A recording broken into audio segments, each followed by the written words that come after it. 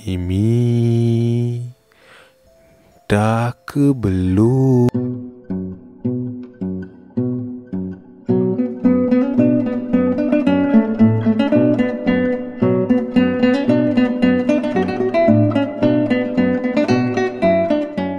Alright guys, Assalamualaikum, welcome back to my channel. So, hari ni Acap nak berkongsi dengan korang. Biasalah kita hari Senin ni kita kembali semula lah tentang kisah-kisah seram yang dikongsikan kepada Acap.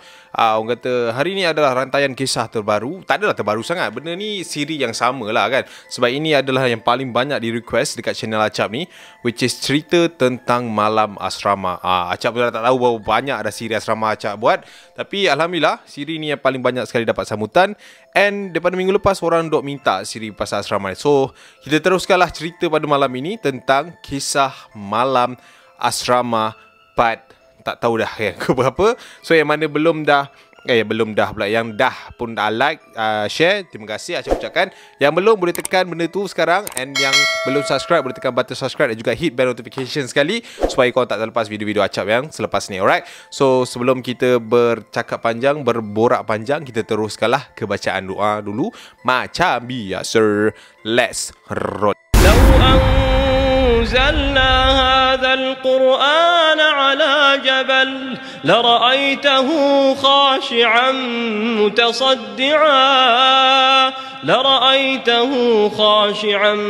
متصدعا من خشية الله وتلك الأمثال نضربها للناس لعلهم يتفكرون. Alright, so cerita yang pertama ni Acap nak berborak dengan korang ataupun berkongsi dengan korang tentang kisah di mana yang dihantarkan oleh seorang pelajar perempuan. Ada kata kisah ni telah pun berlaku pada tahun 2011 macam tu. Lama dah, almost 10 tahun dah. 10 tahun lah senang cerita kan. sorry, tak sihat lagi. Alright. Okay, cerita ni datangnya daripada satu aspuri yang berada dekat area Kuala Kelawang sana. Macam tu lah area tempat dia, tak silap Acap. So nama perempuan ni dia bagi nama, bukan nama sebenar dia, adalah Amira. So Amira ni dia kata dia merupakan salah seorang junior yang baru sahaja masuk ke sekolah tersebut lah. So dia kata pada waktu tu kita orang ni biasa-biasa je lah bang, budak junior apa je boleh buat kan. Tapi pada waktu tersebut kami sebenarnya dikumpulkan dekat satu tempat di mana bila masuk asrama tu biasa akan ada roll call. Faham tak roll call? Siapa yang pernah duduk asrama tu tahulah kan. Dia orang akan ada roll call, and then dia orang perkenalkan seorang demi seorang nama dan juga tik kehadiran bilik masing-masing. So pada waktu tu kami ni difahamkan ada 16 orang dalam bilik tu. So termasuk saya sendiri dan juga 2 kakak esko lah kat dalam tu. So pada waktu tu kami ni ambil kedatangan. So settle. So pada waktu tu settle, kami ni dibagikan ke bilik masing-masing, and then bolehlah orang kata apa, pilih katil mana yang kau nak, loker mana yang kau nak kan pada waktu tersebut.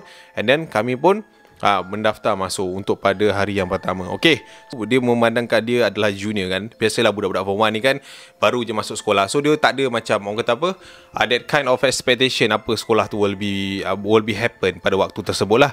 So pada waktu tu kami ni masuk lah, kami ikut je lah apa arahan yang kakak tu suruh, and then kita ikut lah.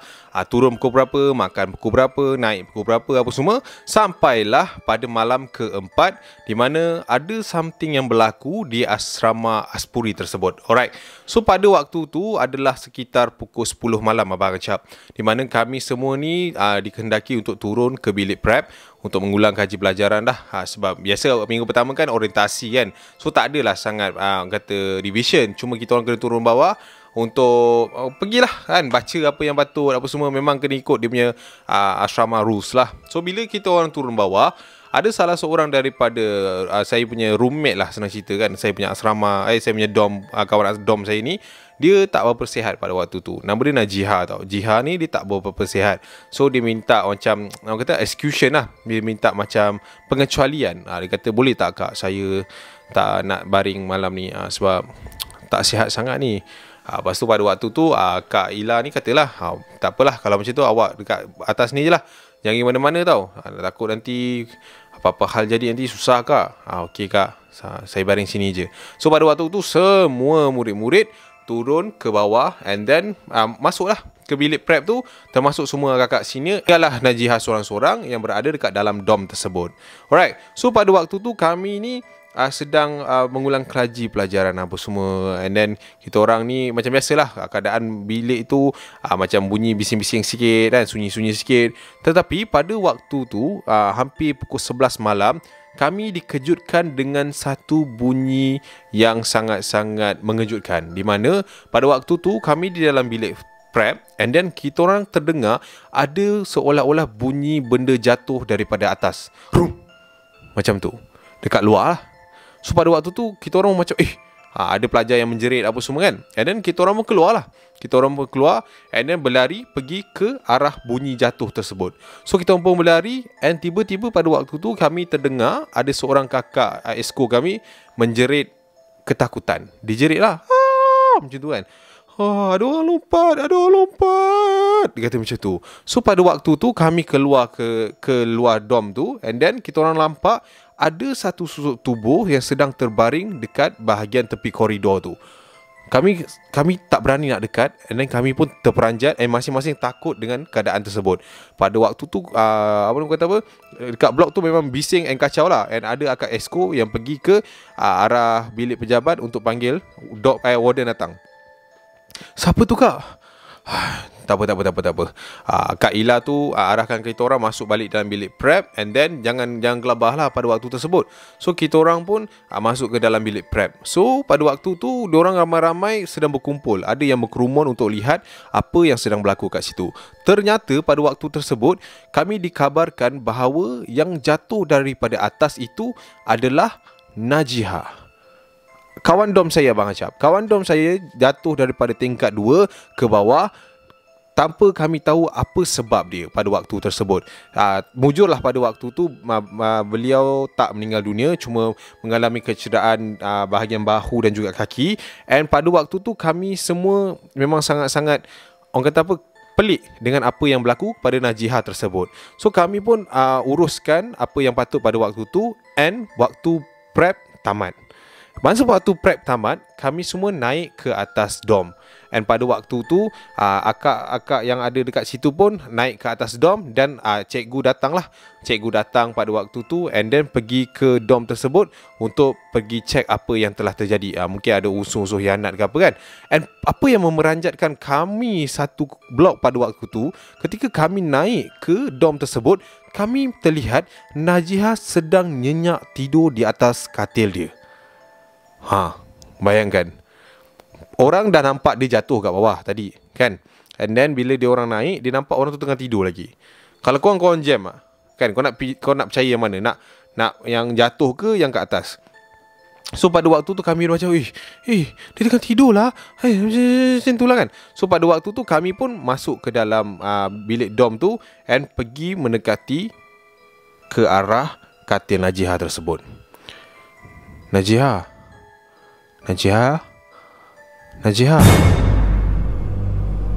Dia tak bergerak. Najihah bangun. Masih lagi tak ada respon. Dan kami pun turun lari ke bawah untuk panggil akak esko dan juga beberapa guru yang ada dekat situ lah, and naik ke atas untuk pergi tengok keadaan Najihah dekat atas tu. And pada waktu tu kami naik ke atas, dalam dom tu tak ada orang. Faham tak? Kami yang pada awalnya masuk nampak Najihah sedang baring, and then masa tu Najihah dah bawa pergi hospital tau. Pada waktu tu kan dia jatuh kan, apa tu, ambulans dah datang semua. Aku cut lah cerita tu kan. So pada dalam setengah jam lepas kita orang naik atas tu, kita orang nampak dia kat atas, and then cikgu naik, dia tak ada. Pada waktu tu kita orang kena marah lah. Cikgu kata kita orang ni nak main-main ke apa benda tu semua kan. So kita orang macam, takkan kita orang nak tipu kan? Kenapa ni tak apalah. Pada waktu tu kita orang pun dinasihatkan untuk masuk ke dalam dom tu and tidurlah pada waktu tu. And then pada waktu malam tu kami terdengar bunyi loka seperti dibuka daripada hujung. Maksudnya bilik dia ada banyak loka tau. And then pada hujung tu loka tu ada orang sedang buka loka tu. Pada waktu tu saya terjaga Abang Cap.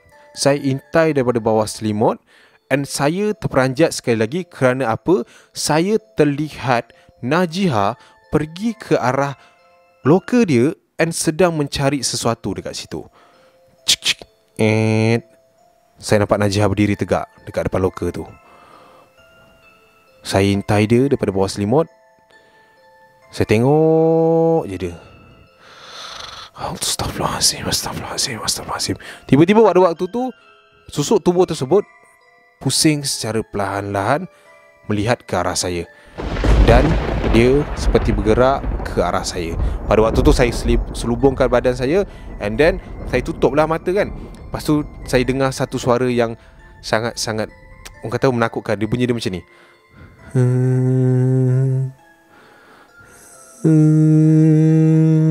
Macam tu. Time tu saya memang dah tak boleh buat apa, menggigil bawah selimut tu, dan saya menangis tak esak-esak kerana ketakutan. Dan pada waktu tu saya terjaga sebabkan ada Kak Ila tu, Kak Esko saya pergi kejutkan saya.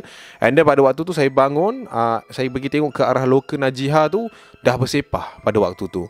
And pada waktu siang subuh besok tu, kami dikabarkan bahawa Najiha sebenarnya telah ditolak oleh Kak Ila yang bukan Kak Ila. Cerita dia agak complicated sikit sebenarnya, sebab Kak Ila pada waktu tu bersama kami dekat bawah bilik prep. And then dekat atas, dia orang kata, menurut Najiha, dia kata dia sakit kepala, dia bangun sebab Kak Ila panggil kat koridor. And bila dia sampai ke koridor, Kak Ila tolak dia jatuh ke bawah. So wallahu a'lam. So itu saja kisah yang telah dikongsikan kepada aku oleh Amira daripada Aspuri, Kuala Kelawang. So korang nilai sendiri, datangnya daripada mana, sakit dia daripada mana. Alright, so itu cerita yang pertama. Aku faham kalau kita nak bercerita tentang logik, make sense or non-make sense. Kalau aku sendirilah, untuk cerita pertama ni, kalau kau tanya pendapat aku akan cakap benda ni tak logik lah. Tapi tak semua benda kita kena fikir daripada sudut sains. Kita kena fikir, faham tak? Bila kita cerita pasal benda halus ni, dia kadang-kadang benda yang kau tak bayangkan pun dia boleh jadi tau. Sebab kita tak tahu sekuat mana dia, selemah mana dia. So macam aku cakap lah kan, apa yang aku cerita ni sampai-sampaian, might be betul, might be tak. So kita just anggap benda tu just hiburan lah. Alright, kita move out ke cerita yang kedua. Cerita yang kedua ni tentang perempuan juga. Perempuan juga, tapi yang ini melibatkan tentang persembahan di malam majlis kebudayaan dekat asrama dia. Alright, so dia punya sekolah ni, dia kata majlis kebudayaan dia ni pada waktu tu dia punya tema is nature tau. So diorang buat pertama kalinya dekat sekolah tu tak buat dekat dalam dewan. So diorang buat dekat padang sekolah pada waktu tu. Padang sekolah, tapi padang sekolah tu memang nama pun padang kan. And ada satu lot tu di mana bolehlah guru-guru duduk, and pelajar-pelajar yang lain didudukkan dekat dalam satu macam pangkin, and then ada tikar macam tu. And then diorang duduklah ramai-ramai. Sementara yang buat persembahan tu akan ada satu stage dekat belah depan padang, and melakukanlah persembahan pada waktu tersebut. Okay, Husna ni merupakan salah seorang lead dancer. Dia bukan dancer yang bukan dancer tu. Dia ni seorang yang orang kata apa, ada pengalaman dalam bidang tari menari inilah. So pada waktu malam tersebut, diorang kena persembahkan ada satu tarian ni datangnya daripada Pantai Timur. Tapi minta maaf, aku tak ingat apa nama tarian tu, sebab DM ni aku baca sebulan yang lepas lebih kurang. And then aku cuba cari balik, dah bertimbun dan dah tak jumpa dah benda tu. Tapi aku ingat cerita dia. So dia bukan ulit mayang, tapi aku tak sure apa benda dia punya tarian tu. Minta maaf lah Husna, kalau awak nampak ke, awak tengok, nanti awak boleh komen kat bawah.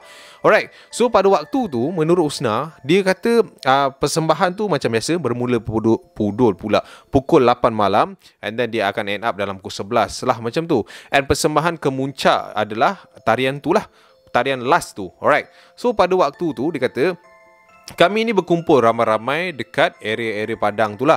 So kita orang ni yang mana buat persembahan akan dikumpulkan dekat satu bilik khas untuk orang kata apa, preparation lah. Sebelum kita orang ramai-ramai naik ke atas tu. Okay, sebelum tu saya nak cerita dulu. Kita orang ambil masa 4 ke 5 hari untuk berlatih bersama-sama bersama 7 orang lagi ahli, termasuk saya 8 lah.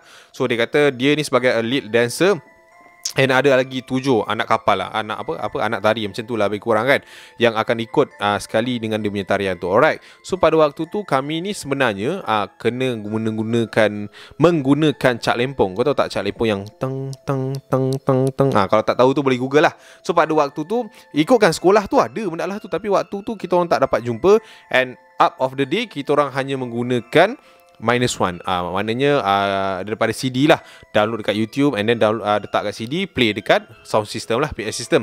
So pada waktu tu kita orang dah berlatih apa semua sampailah ke malam kebuncak tersebut. Okey, sebelum kita orang naik ke persembahan tu, pada waktu maghrib tu kita orang ni dikumpulkan kat bilik tu, and then pada waktu tu saya dan kawan-kawan hanya dibenarkan melihat yang lain buat persembahan daripada dalam bilik tersebut.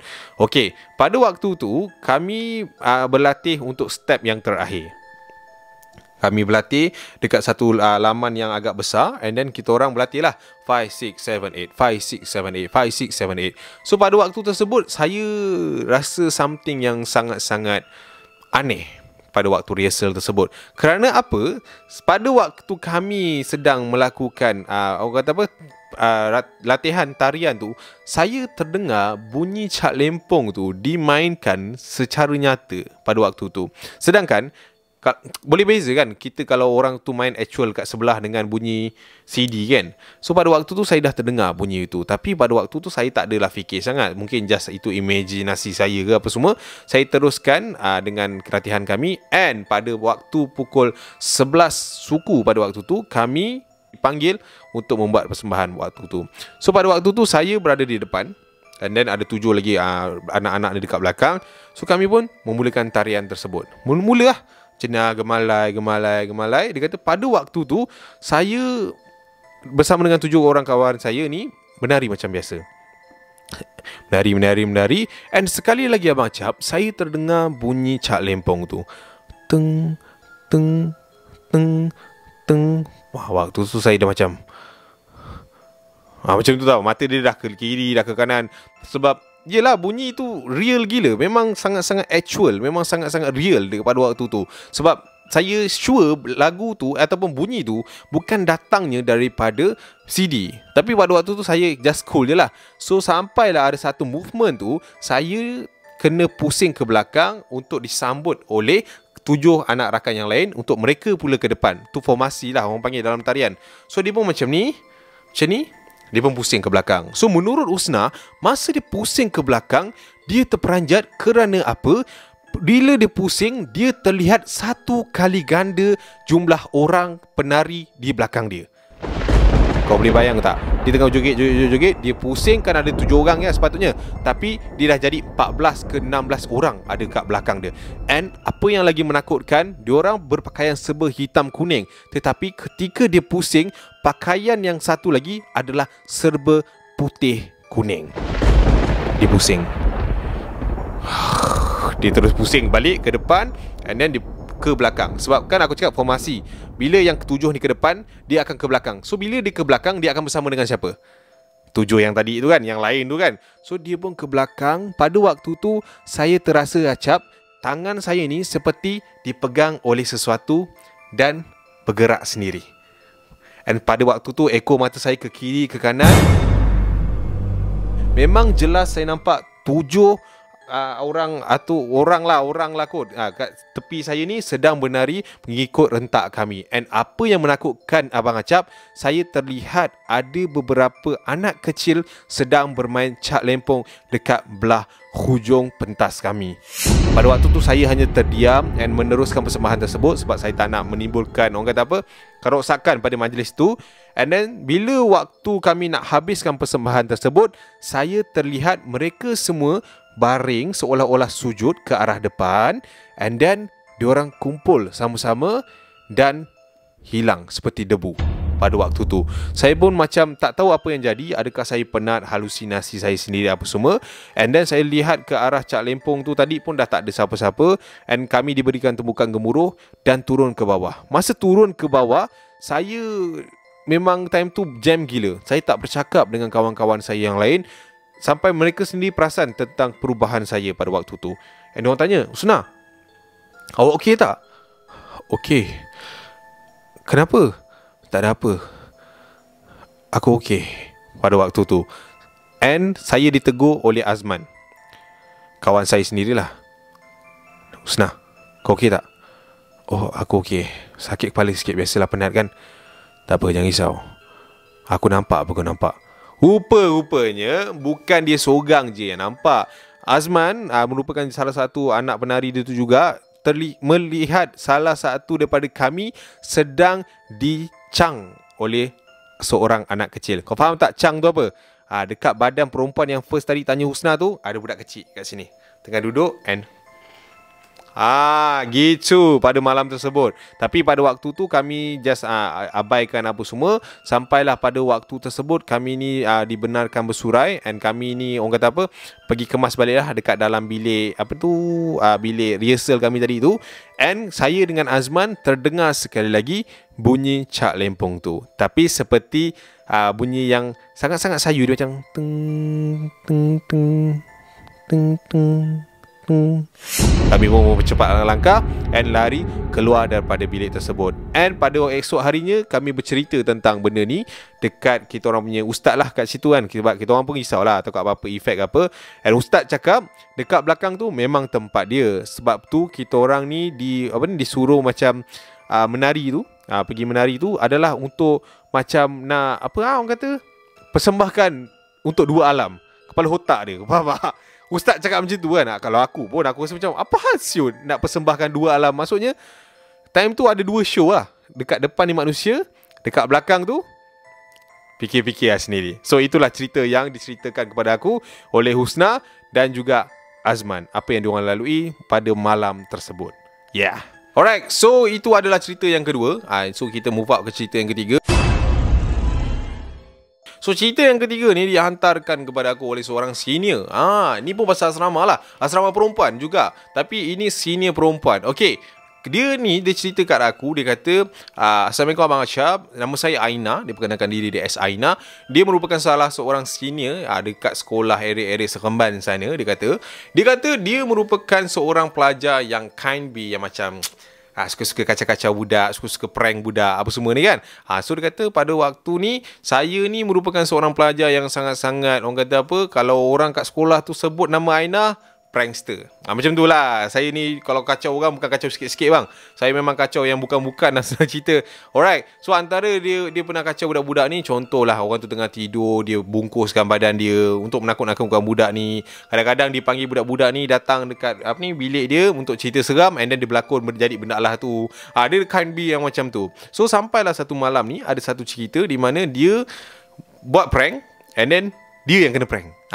So macam tu. Alright. So sebelum tu aku nak tanya korang, dekat asrama kan biasa kita akan dengar tentang kisah-kisah seram yang klise lah, tentang hantu Jepun. Contoh lagi pasal apa yang satu dah tidur, dua dah tidur, hantu loka, and hantu apa semualah, benda-benda yang biasa dengar. And cerita si Aina ni pun ada kaitan dengan salah satu cerita yang agak legend sebenarnya pada waktu tu. Okay, kita short, make it short. Alright. So Aina kata dia ni merupakan salah seorang esko dekat satu blok asrama Aspuri dekat Seremban tu. Dia kata pada waktu malam Abang Syab, saya ni suka pergi ke sana ke sini untuk pergi kacau budak-budak ni lah. Saya punya hidup ni kalau tak kacau budak rasa macam rasa tak semayang lah sebenarnya. Tak adalah macam tu kan, umpamaan. So pada waktu tu dia kata dekat bawah blok, dekat bawah arah saya ni ada seorang budak perempuan ni, nama dia Mimi. Okay, saya ni merupakan exco dekat sebelah bilik dia. Alright, so Mimi ni kalau nak ceritakan, Mimi ni dia merupakan seorang pelajar yang kerap mandi malam. Dia suka mandi malam dalam pukul 11.40, 11.45 macam tu kan. Lepas orang dah light off 11.30 tu, dia akan pergi mandi macam tu. Alright, so saya ni biasalah kan, bila jiwa tu jiwa prank, so saya pun fikir satu prank yang aku nak prank budak ni kan. So malam ni memang kasih jadi bang, kasih jadi kan. So dia kata pada waktu tu saya dah plan untuk pergi kacau Mimi ni semasa dia mandi. Alright, so jadikan cerita pada waktu tu saya dalam pukul 11.40 tu dah pun bersiap sedia untuk pergi prank Mimi. And then dah macam biasalah pukul 11.45 saya lihat Mimi keluar daripada dom dia dengan tuala di bahu dan juga beberapa perkakas untuk dia pergi mandi lah. So daripada jauh saya dah nampak dah yang dia berjalan menuju ke arah toilet yang berada dekat hujung koridor pada waktu tu. Okay, it's a good time, dia kata macam tu. Alright, so pada waktu tu saya tengok Mimi jalan, saya pun follow dia daripada belakang. Pada waktu tersebut, sepanjang saya follow dia daripada belakang, Mimi langsung tak toleh ke arah belakang. Mungkin dia tahu yang ada orang ikut dia, tapi dia tak sure lah yang ikut dia tu orang. Faham tak? So mungkin dia takut kan, budak-budak biasalah. Mimi ni form 2, baru form 2. Dia ni dah form 5 dah pada waktu tu. So pada waktu tu dia nampak Mimi ni terus jalan tegak masuk toilet, dia pun follow je daripada belakang pada waktu tu. So dia kata sampai je kat toilet Abang Cap, saya tak ada terus masuk toilet tu. Saya jengah daripada tepi dinding toilet tu. Saya tengok je Mimi tu buat apa. Okay, first dia angkat towel dia, and then dia basuh muka dia, dia gosok gigi, and then saya tunggu masa untuk dia masuk ke dalam bilik shower. So dia tengok, dia bersihkan diri apa semua, and then dia terus masuk ke dalam bilik shower pada waktu tu. Okay, dia dah masuk.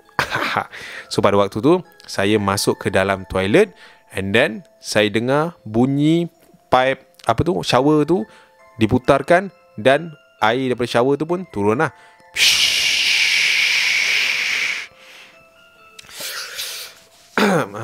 Masa tu saya fikir macam nak angkat sesuatu tau, untuk baling daripada luar ke dalam. Tapi rasa dia macam tak hardcore kan.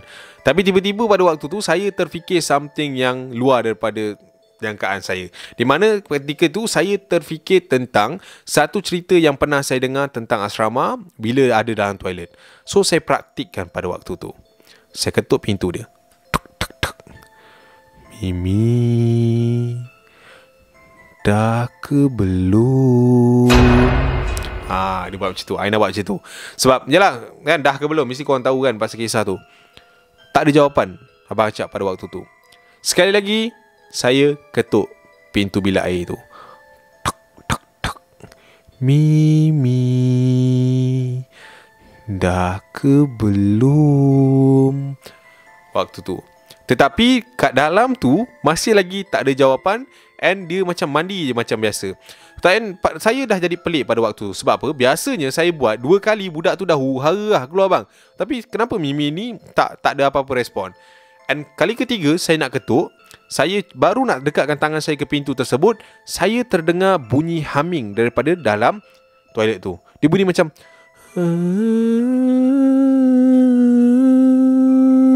macam tu. Saya berhentikan niat saya pada waktu tu. Dia nak takutkan aku balik ni. Caca berani budak ni. Pada waktu tu saya fikir.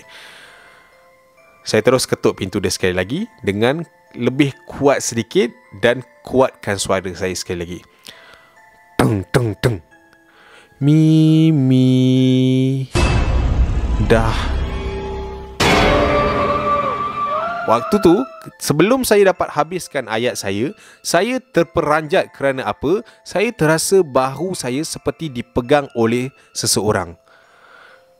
Mimi, ya kak?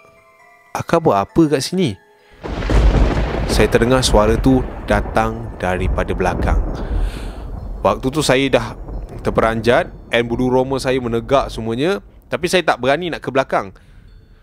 Saya tak toleh pun. Akak cari Mimi ke? Akak buat apa kat sini?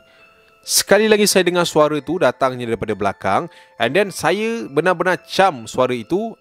Datangnya memang suara Mimi lah, senang cerita. Pada waktu tu saya beranikan diri untuk toleh ke arah belakang saya. Pada waktu tu memang saya terperanjat gila lah, sebab memang Mimi ada dekat belakang saya. Saya macam, Mimi, kenapa awak kat sini? Saya nak mandilah kak. Akak buat apa kat sini? Akak cari saya ke? Bukan kau. Kenapa kak? Akak nak mandi Oh, kalau akak nak mandi, akak mandilah dulu. Saya tunggu dekat luar. Boleh je, tak ada hal. Tak ada. Akak tak mandi. Akak masuklah mandi. Pada waktu tu. Dan pada waktu tu kepala saya dah macam tak tahulah nak fikir apa dah kan. Memang time tu memang dah seram gila. Dan saya cepat-cepat keluar daripada toilet tu dengan orang cakap dah start berlari anak le.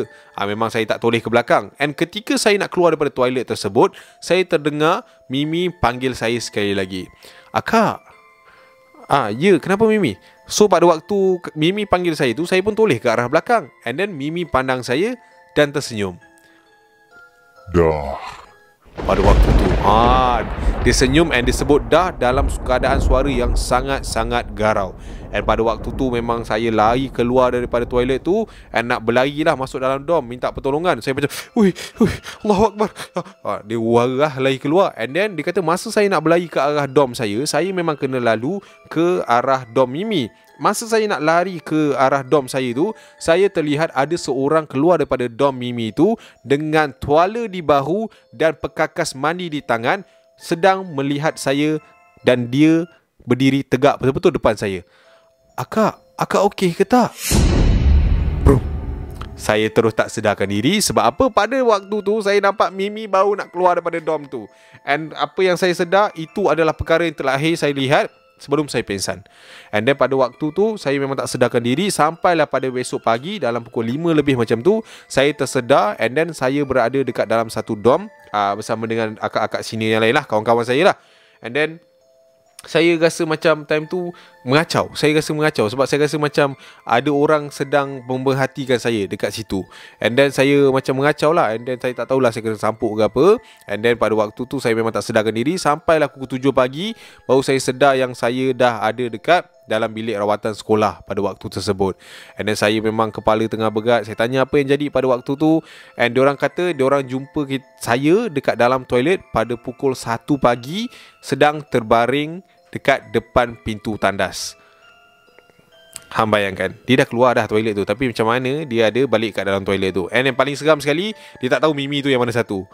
So pada waktu pagi tu, dia terus naik ke dorm. And then dia mandi-mandi, siap-siap apa semua. Warden bagi dia balik sebenarnya. Tapi sebelum dia balik, dia pergi jumpa Mimi and minta maaf, all that thing. And itu last lah dia kacau orang. And lepas tu dia tak kacau dah. So itu adalah cerita Aina yang dikongsikan kepada aku. So pada korang tu, masuk toilet nanti, yang mana-mana baru nak masuk asrama ni kan, masuk toilet nanti, kalau ada orang tanya dah ke belum, jangan jawab. Sebab ini cerita kisah legend ni, bukan biasa-biasa ni. Dah ke belum? Tak boleh, aku tak boleh dengar benda tu. Seram. Alright, pesanan juga kepada senior-senior sekalian. Aku faham kita ni kadang-kadang nak bergurau dengan adik-adik kita, junior-junior kita. Kita just macam, yelah, kadang-kadang dengan melalui gurau ni lah kita makin mesra kan. So tapi janganlah berlebih-lebihan. Kalau boleh jangan menggunakan unsur-unsur mistik ni. Sebab kita tak tahu betapa kuatnya dia di alam sana and betapa lemahnya kita di alam sini. Kita tak tahu sejauh mana kan. So better tak payahlah kot bergurau dengan cara macam ni, bergurau dengan cara lain. Sebab biasanya yang bab-bab darjah ni mesti kena kacau punya kan. Dia takkan selamat punya, dia mesti return punya bro. Alright, so sampai situ saja untuk kisah seram malam ni. Aku rasa malam ni dia all about Aspuri lah So nanti insyaAllah kita akan ada rantaian untuk Aspura pula. Kalau korang ada kisah, boleh terus send kat DM. Stok gua dah habis lah cerita asrama. Dah habis dah. Ni Aspuri ni aku rasa last kot untuk perempuan. Lepas ni lelaki. And then kita jumpa di video akan datang. Yang mana belum masuk channel Telegram macam, tengok dah gagak dah. Telegram macam, korang boleh tekan link dekat description tu. Sebab situ ada video-video premium and ada kisah-kisah premium yang Acap takkan share dekat Instagram ataupun YouTube, tapi cuma ada dekat dalam Telegram tu. Alright, so sampai sini saja. Terima kasih kerana menonton Acap sampai ke minit ni. Kita jumpa di lain hari. Untuk yang nak naik asrama nanti, I wish you all good luck. Jaga diri elok-elok, jauhkan benda yang tak patut, dekatkan dengan apa yang patut. Alright, so cari kawan yang ramai, musuh jangan satu. Alright, sampai situ saja. I see you. Assalamualaikum. Wacau lu. Bye.